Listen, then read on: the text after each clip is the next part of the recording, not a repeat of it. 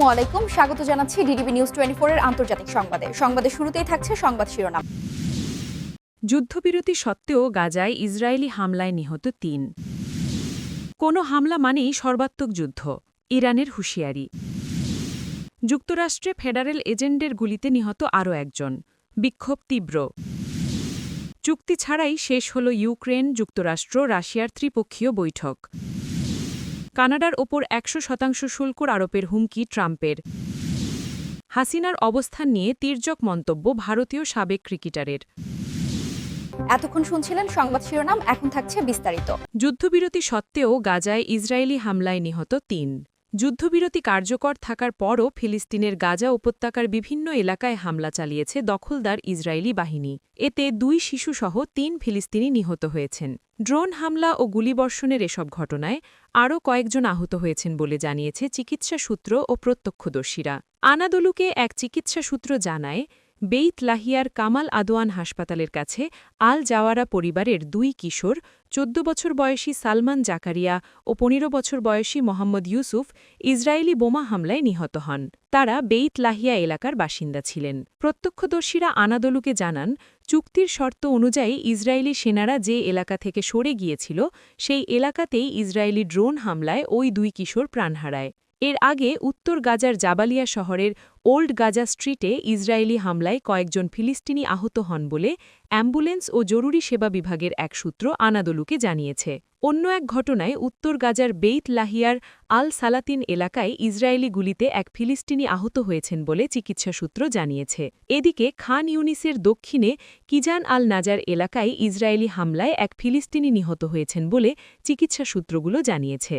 এছাড়া শনিবার সকালে দক্ষিণ গাজার মধ্যাঞ্চলীয় খান ইউনিসে ইসরায়েলি গুলিতে এক ফিলিস্তিনি ব্যক্তির মাথায় আঘাত লাগে বলে একটি চিকিৎসা সূত্র জানায়। প্রত্যক্ষদর্শীরা জানান, শহরের কেন্দ্রস্থলে জাসের বিল্ডিং মোড়ে একটি ইসরায়েলি কোয়াডকপ্টার ড্রোন থেকে গুলি চালানোর পর এই ঘটনা ঘটে। ২০২৩ সালের অক্টোবর থেকে গাজায় চালানো ভয়াবহ আগ্রাসনে এখন পর্যন্ত ৭১,৬০০ জনের বেশি মানুষকে হত্যা করেছে ইসরায়েলি বাহিনী। নিহতদের বেশিরভাগই নারী ও শিশু। এই অভিযানে আহত হয়েছেন ১,৭১,৩০০ জনের বেশি মানুষ এবং গাজা কার্যত ধ্বংসস্তূপে পরিণত হয়েছে। কোনো হামলা মানেই সর্বাত্মক যুদ্ধ, ইরানের হুঁশিয়ারি। মধ্যপ্রাচ্যে আগামী কয়েকদিনের মধ্যে যুক্তরাষ্ট্রের একটি বিমানবাহী রণতরী বহর এবং অন্যান্য সামরিক সম্পদ পৌঁছানোর আগে শুক্রবার ইরান সতর্ক জানিয়েছে, তাদের ওপর কোনো হামলা হলে তা ইরানের বিরুদ্ধে সর্বাত্মক যুদ্ধ হিসেবে বিবেচিত হবে। এক জ্যেষ্ঠ ইরানি অফিসার বলেন, এই মাসরিক শক্তি বৃদ্ধি আমরা আশা করি এটি প্রকৃত সংঘাতের উদ্দেশ্য নয়, তবে আমাদের সামরিক বাহিনী সবচেয়ে খারাপ পরিস্থিতির জন্য প্রস্তুত। সেই কারণে ইরানে সর্বোচ্চ সতর্কতা জারি রয়েছে, এ খবর দিয়েছে বার্তা সংস্থা রয়টার্স।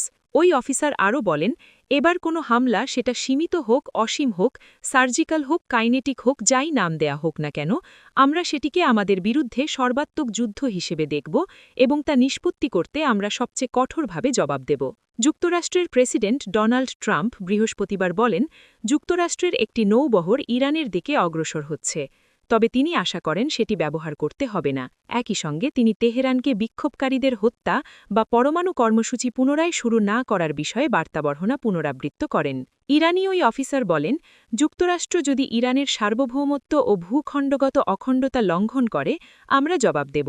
তবে ইরানের প্রতিক্রিয়া কেমন হবে সেই বিষয়ে তিনি বিস্তারিত বলতে অস্বীকৃতি জানান। তিনি আরও বলেন, যেই দেশটি যুক্তরাষ্ট্রের কাছ থেকে ক্রমাগত সামরিক হুমকির মুখে রয়েছে, তাদের সামনে আর কোনো বিকল্প থাকে না নিজেদের হাতে থাকা সব ক্ষমতা ব্যবহার করে প্রতিরোধ গড়ে তোলা এবং কেউ ইরানের ওপর হামলা করার সাহস দেখালে সম্ভব হলে শক্তির ভারসাম্য পুনরায় স্থাপন করা ছাড়া। অতীতে জেনতেজনা বাড়লে মাঝে মাঝে যুক্তরাষ্ট্র মধ্যপ্রাচ্যে অতিরিক্ত সেনা এবং সামরিক যন্ত্রপাতি পাঠায়, যা বেশিরভাগ ক্ষেত্রেই রক্ষণাত্মক ছিল। তবে গত বছর ইরানের পরমাণু কর্মসূচির ওপর চালানো জুন মাসের হামলার আগে যুক্তরাষ্ট্র এই অঞ্চলে বড় ধরনের সামরিক সমাবেশ ঘটায়। যুক্তরাষ্ট্রে ফেডারেল এজেন্টদের গুলিতে নিহত আরও একজন, বিক্ষোভ তীব্র। যুক্তরাষ্ট্রের মিনিয়াপলিস শহরে অভিবাসন বিরোধী অভিযানের মধ্যেই ফেডারেল এজেন্টদের গুলিতে আরও এক ব্যক্তি নিহত হয়েছেন।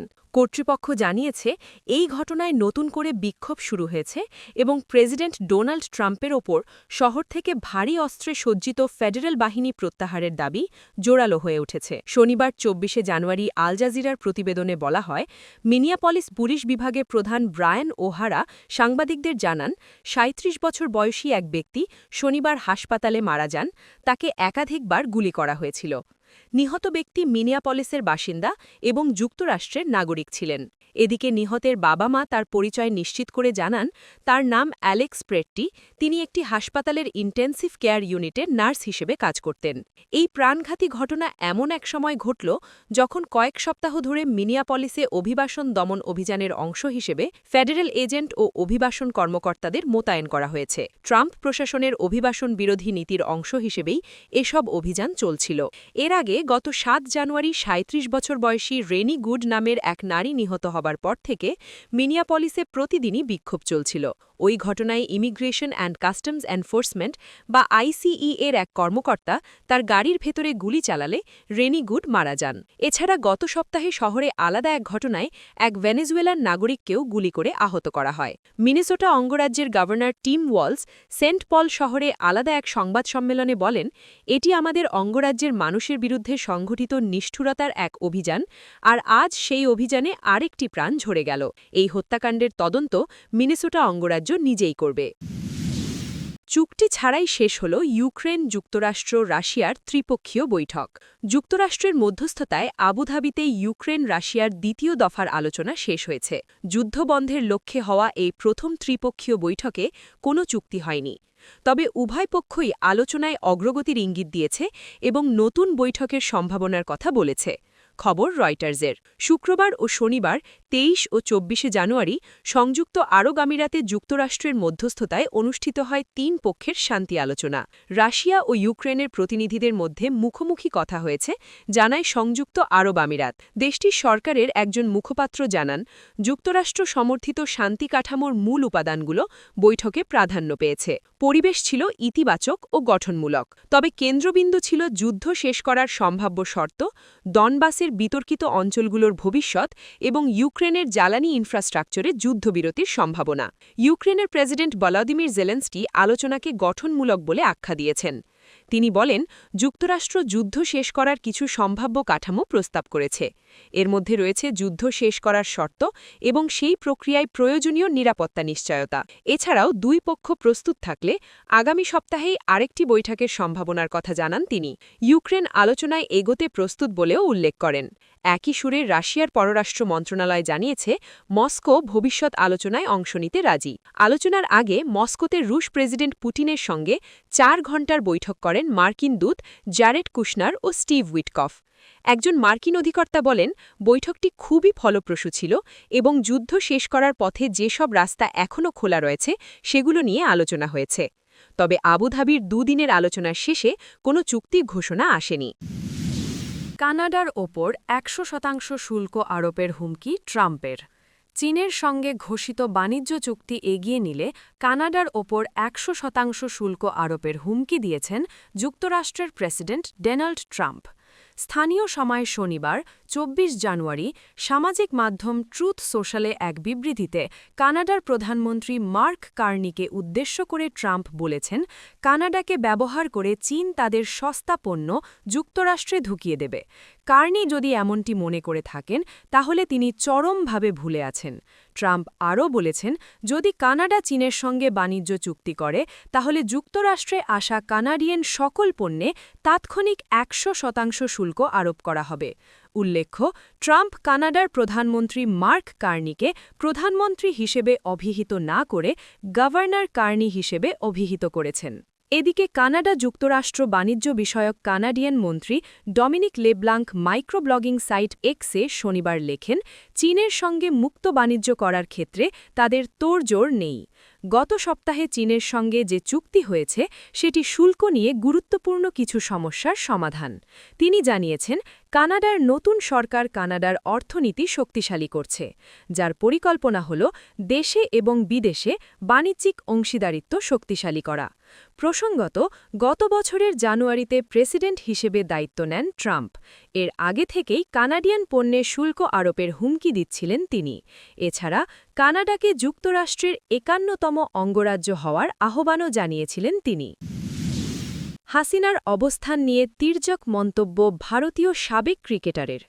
ভারতের সাবেক ক্রিকেটার মনোজ তিওয়ারি বাংলাদেশের টি-20 বিশ্বকাপের ম্যাচ ভারতে না খেলার সিদ্ধান্তের তীব্র সমালোচনা করেছেন। বাংলাদেশের ক্রিকেট বোর্ডের ওপর রাজনৈতিক হস্তক্ষেপের অভিযোগও তুলেছেন। শনিবার ভারতীয় সংবাদমাধ্যম এনডিটিভির একটি প্রতিবেদনে মনোজের এ সংক্রান্ত মন্তব্য প্রচার করা হয়। মনোজ তিওয়ারি নিরাপত্তা উদ্বেগ নিয়ে প্রশ্ন তুলেছেন। উল্লেখ করেছেন যে বাংলাদেশের সাবেক প্রধানমন্ত্রী শেখ হাসিনা ভারতে নিরাপদে বসবাস করছেন এবং খেলোয়াড়রা কেন নিরাপদ থাকবেন না তা নিয়েও তিনি ভাবছেন। এএনআই এর সাথে কথা বলার সময় মনোজ তিওয়ারি বলেন, এটি বোর্ডের পক্ষ থেকে হয়নি। আজ যদি আপনি সংবাদ সম্মেলনটি দেখে থাকেন, বাংলাদেশের ক্রীড়ামন্ত্রী মিডিয়ার কাছে একটি বিবৃতি দিয়েছেন, যেখানে বলা হয়েছে নিরাপত্তা ঝুঁকি রয়েছে, কিন্তু বোর্ড প্রেসিডেন্ট তার পাশেই দাঁড়িয়ে আছেন। সাধারণত অন্যান্য দেশে ক্রিকেট বোর্ড একটি স্বায়ত্তশাসিত সংস্থা এবং রাজনৈতিক ও মন্ত্রী পর্যায়ের সম্পৃক্ততা কেবল ইভেন্ট আয়োজনের মধ্যেই সীমাবদ্ধ। মনোজ আরও বলেন, কিন্তু তাদের দেশের রাজনীতি প্রবেশ করেছে এবং রাজনৈতিক ব্যক্তিত্বরা বোর্ডে ব্যাপকভাবে জড়িয়ে পড়েছেন। এই ধরনের সিদ্ধান্তগুলো সেই কারণেই সামনে আসছে। নিরাপত্তার ক্ষেত্রে যদি প্রশ্নটি তাই হয়, তাহলে আমি বলবো যে শেখ হাসিনাও বিক্ষোভের পরে আমাদের দেশে এসেছেন। তিনি এখানে নিরাপদ রয়েছেন, তাই না? আমাদের দেশের কেন্দ্রীয় সরকার তাকে ভালো নিরাপত্তা দিয়েছে এবং আশ্রয় দিয়েছে। যদি কোনো দেশের প্রাক্তন প্রধানমন্ত্রী এখানে এসে নিরাপদে থাকতে পারেন, তাহলে খেলোয়াড়রা অবশ্যই নিরাপত্তা পাবে।